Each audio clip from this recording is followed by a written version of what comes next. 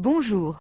Aujourd'hui on vous propose une capsule sur le mouvement d'un autoporteur sur une table à coussin d'air.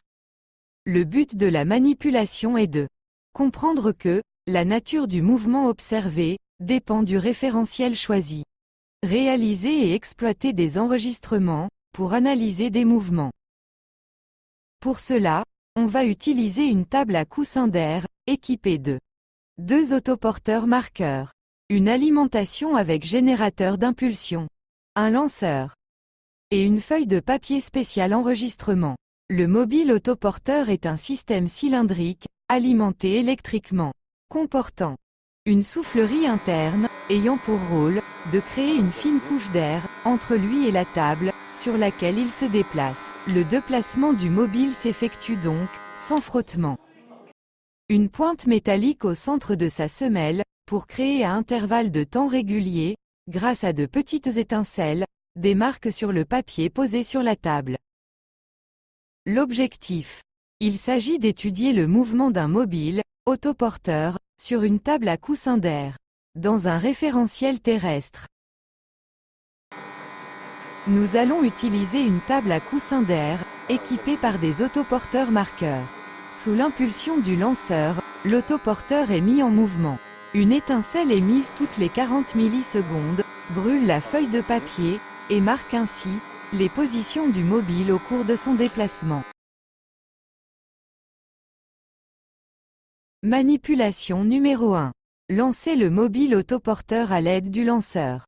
Et réaliser l'enregistrement sur la table, en position horizontale. Entre deux positions enregistrées, il s'est écoulé une durée de 40 millisecondes. On procède à la réalisation de l'enregistrement du mouvement.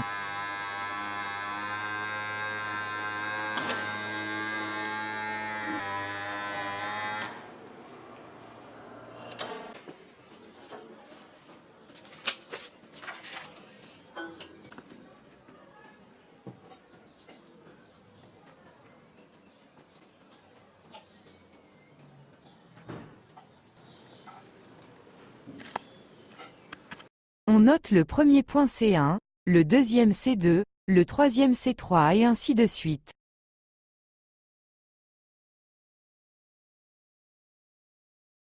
La date à laquelle on lance le mobile sera notée T1. La date de passage du mobile en C2 sera notée T2. La date de passage du mobile en C3 sera notée T3, et ainsi de suite. Pour les questions de cette manipulation. Déterminer la nature de la trajectoire du point C.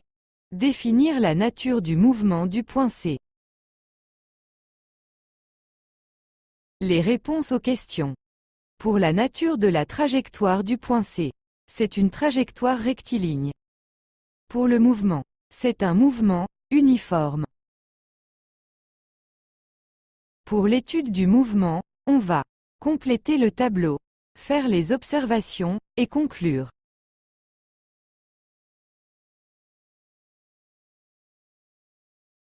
On observe que les distances parcourues pendant les mêmes intervalles de temps sont égales.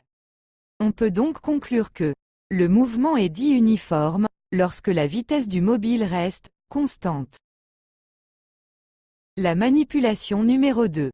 Le mouvement d'un solide sur une table inclinée. On lâche un mobile autoporteur de haut d'une table inclinée et on enregistre les positions successives du point C de ce mobile. Entre deux positions successives enregistrées, il s'est écoulé une durée de 40 millisecondes. On utilise une cale pour avoir un plan incliné. Et on règle le générateur d'impulsion sur 40 millisecondes. On procède à la réalisation de l'enregistrement du mouvement.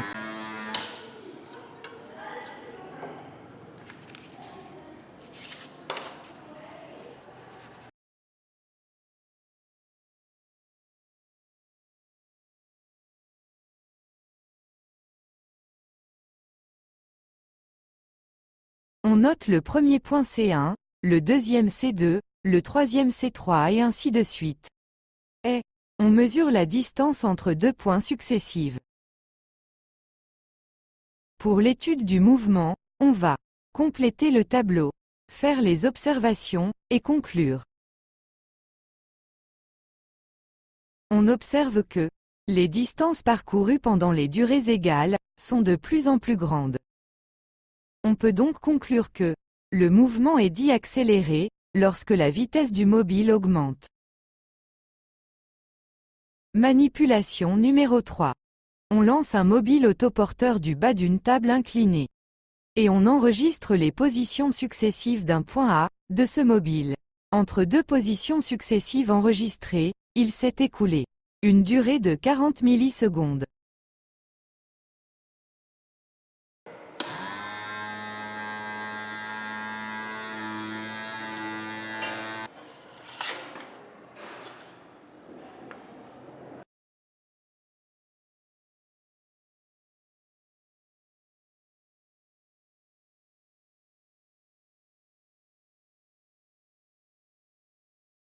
On note le premier point C1, le deuxième C2, le troisième C3 et ainsi de suite. Et on mesure la distance entre deux points successives.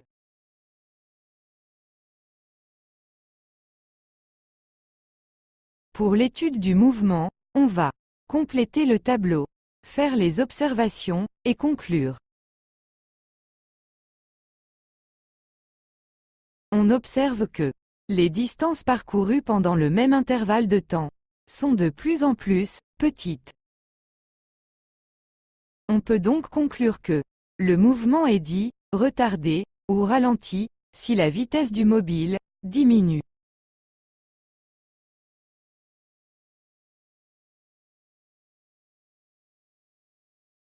Merci.